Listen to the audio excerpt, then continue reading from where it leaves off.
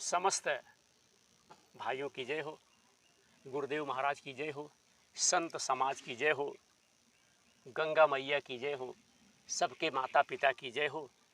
हर हर महादेव। काशी विश्वनाथ में विराजमान भगवान भोलेनाथ की जय हो। द्वारिका, मथुरा, अयोध्या, चित्रकूट, कामतानाथ की जय हो। साधु संत ऋषि मुनि अघोरी सबकी जय हो, आप सबकी जय हो।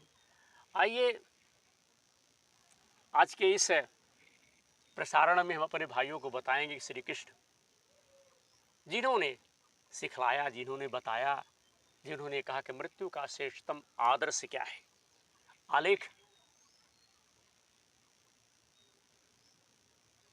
आप सबकी सेवा में हम शेयर कर रहा हूं। और प्रसारण जो है विनोद प्रहरी यूट्यूबर चैनल से। वसुदेव सुतम देवम कंस चाणूरमर्दनम देवकी परमानंदनम कृष्णम वंदे जगत गुरु। हरिओम। जय श्री कृष्ण। भगवान श्री कृष्ण देवकी नंदन जगत गुरु हैं। उनकी प्रत्येक लीला मनुष्य को कुछ ना कुछ अवश्य सिखलाती है। भगवान श्री कृष्ण ने अपनी अवतार लीला का संवर्णन कर गोलोक जाते हुए भी मनुष्य को यह सिखाया कि मृत्यु, यह बताया कि मृत्यु का वर्ण स्वागत किस तरह करना चाहिए, जो सत्य है। साथियों, भगवान श्री कृष्ण के लीला संवरण का वह अभूतपूर्व दृश्य एक ऐसे महान विलक्षण आदर्श को संसार के सामने, हम सबों के सामने प्रस्तुत करता है, जो ना अब तक कभी किसी ने देखा और ना सुना।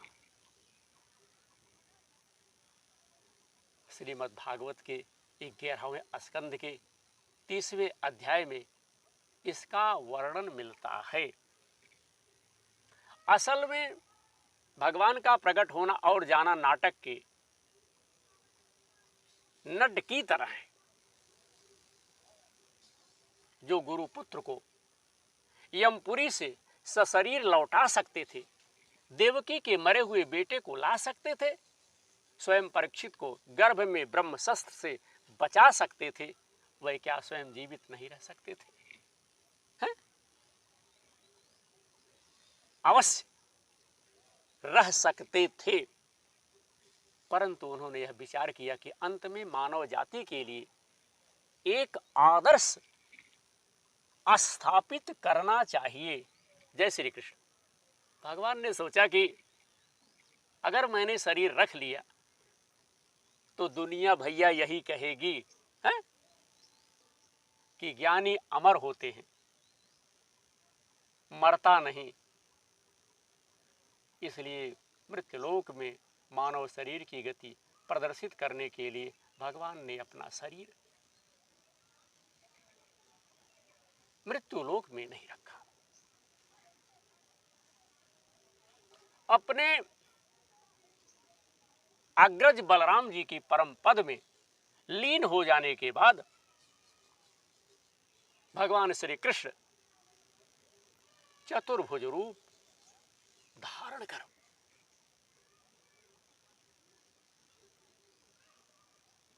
सारी दिशाओं में छिटकती हुई अपनी दिव्य ज्योति को समेट कर निकट अकेले नदी तट पर एक पीपल की जड़ पर सिर टेक कर लेट गए।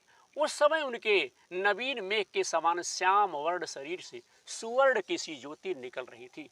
वक्षस्थल पर श्री वत्स का चिन्ह था। वह धोती और चादर, दो रेशमी वस्त्र धारण किए हुए थे। उनके मुख पर सुंदर मुस्कान छाई हुई थी। कमल दल के समान सुंदर नेत्र थे और कानों में मकराकृति कुंडल झिलमिला रहे थे, हिल रहे थे। शरीर पर यथा स्थान मुकुट यगो पवित्र, हार कुंडल कड़े बाजू बंद नूपुर करधनी बरमाला आदि सुशोभित हो रहे थे। शंख चक्र गदा और पद्य आदि आयुध मूर्तिमान होकर सेवा में उपस्थित थे। उस समय भगवान अपने बाएं चरण बिंद को दाहिनी जंघा पर रखे हुए थे। उनके चरण बिंद का तलवा लाल लाल भैया जो है चमक रहा था। साथियों, जरा व्याध ने दूर से छाती पर मुड़े पैर को देखा, बड़ी दूर से देखा और उसे मृग समझकर तीर जो है चला दिया, जो जाकर भगवान के तलवे में लगी और रक्त की धारा फूट पड़ी। व्याध जब पास आया तो उसने भगवान का चतुर्भुज रूप देखा तो उसे अपनी भूल का एहसास हुआ। इस दुर्घटना के लिए आंसू बहाते हुए, रोते हुए, चित्कार करता हुआ भगवान के चरणों में दंडवत गिर पड़ा। वह अपने आप को श्राप देते हुए निष्कंटक महापापी घोषित करने लगा। उसने कहा, हे मधुसूदन, मुझसे अनजाने में यह अपराध हो गया। मैं महापापी हूं, आप परम यशस्वी और निष्पाप हैं। कृपा पूर्वक मुझे क्षमा कीजिए। हे विष्णु, जिन आपके अश्वण मात्र से मनुष्यों का अज्ञान अंधकार नष्ट हो जाता है, हाय उन्हें आपका मैंने अनिष्ट कर दिया। अमरस रहित भगवान ने उठकर तुरंत व्याध को क्या किया साथियों, छाती से लगा लिया, गले से लगा लिया और उसे ऐसे सांत्वना देने लगे जैसे उसने कोई अपराध ही न किया हो। हरिओम, भगवान तुम्हारी लीला बड़ी लंबी। किसने सिखाया? श्याम, तुम्हें मीठा बोलना, मीठी तुम्हारी बाणी, चितवन का चोरना, जामा तेरी लाख का है, पट का करोरना, शीश मुकुट लकुट हाथ, लट का मरोरना। भगवान ने कहा, अरे उठ उठ, तू डर मत। काहे डरता है? तू डर मत। यह तो तूने मेरे मन का काम किया है, यही तो हमारी इच्छा थी। बड़ा सही तुमने काम किया है, मेरी इच्छा की पूर्ति की है। मैंने यदुवंशी में जन्म लिया है। ऋषि के श्राप का एक टुकड़ा मुझे भी लगना था। उससे पहले यह देह नहीं छूटती। जा मेरी आज्ञा से स्वर्ग में निवास कर, जिसकी प्राप्ति बड़े बड़े पुण्यवानों को साथियों होती है। मेरी इच्छा की पूर्ति शब्दों का आशय है कि भगवान यही चाहते थे कि उनके लौकिक शरीर का तिरोभाव उसी विधि से हो जिसे जरा व्याध ने अपनाया था। क्योंकि व्याध के बाण ने भगवान की इच्छा की पूर्ति की है ना, भगवान की इच्छा को पूर्ति की है, इसलिए उसे पुरस्कार मिल रहा है और उसे स्वर्ग का अधिकारी भैया बनाया जा रहा है। उसी प्रकार साथियों, मृत्यु का जो आदर्श इस प्रसंग में स्थापित किया गया है, उससे अधिक उदार, शांतिप्रद, महिमावान, सांत्वना प्रदायी कोई दूसरा इतिहास में देखने को नहीं मिलता। यह एक ऐसा आदर्श है जहां एक बाण बिंद एवं मृत्यु के द्वार पर पहुंचा हुआ मानव क्रोध आदि समस्त प्रति शोध की भावना से मुक्त होकर अपने पर घातक प्रहार करने वाले व्याधि को सांत्वना ही नहीं देता, बल्कि उसे प्रेम से भुजाओं में भरकर पकड़कर पुरस्कार भी देता है। भगवान श्री कृष्ण द्वारा स्थापित आदर्श में क्रोध, प्रतिशोध और कलह के सारे भाव लुप्त हो जाते हैं और समाज को क्षमा और प्रेम का आदर्श मिलता है। अत्याचार का शिकार होकर भी प्रतिशोध की समर्थता रखते हुए भी सभी अपराधों को क्षमा कर देना, माफ कर देना और अपराधी की शुभकामना करना, यही सर्वश्रेष्ठ क्षमा है। यही गुण मनुष्य को देवत्व प्रदान करते हैं। इससे भगवान ने यह भी शिक्षा दी है कि यह संसार एक रंगमंच है।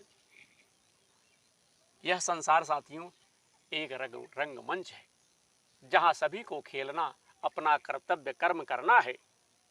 खेल की चीजों को अपना मान लेने से ही अशांति आ जाती है।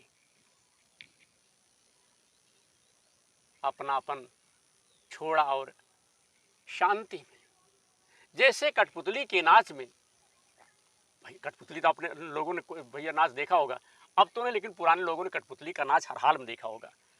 हमने भी कठपुतली की नाच देखी है। जैसे कठपुतली के नाच में कठपुतली और उसका नाच तो दर्शकों को दिखाई देता है, परंतु कठपुतलियों को नाचने वाला, जो नचाता है, नचाने वाला सूत्रधार पर्दे के पीछे आड़े रहता है, जिसे दर्शक देख नहीं पाते।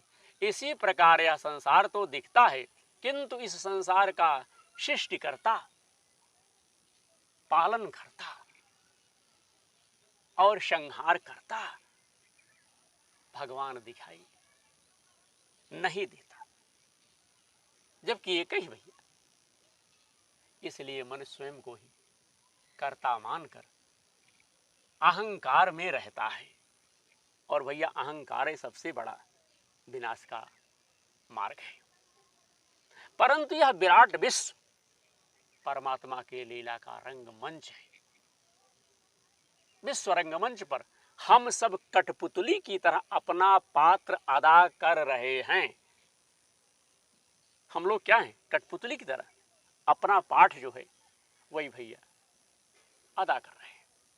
भगवान की इस लीला में कुछ भी अनहोनी बात नहीं होती। जो कुछ होता है वही होता है, जो होना है, और वह अब भगवान की शक्ति ही करती है, और जो होता है मनुष्य के लिए वही मंगलकारी होता है। जय श्री कृष्ण। तो भैया आज हमने अपने भाइयों को एक छोटा सा आलेख कि भैया श्री कृष्ण जिन्होंने सिखाया मृत्यु का श्रेष्ठतम आदर्श, इस प्रसारण के माध्यम से आप सब तक हमने शेयर किया। आशा करता हूँ हमारे भाइयों को अच्छा लगेगा। धर्म की जय, धर्म का नाश हो, प्राणियों में सद्भावना हो, विश्व का कल्याण हो। आप सबको हमारा प्यार भरा फिर नमस्कार एक बार। जय श्री कृष्ण। आपका भाई विनोद दुबे, विनोद प्रहरी यूट्यूबर, यूट्यूब चैनल से।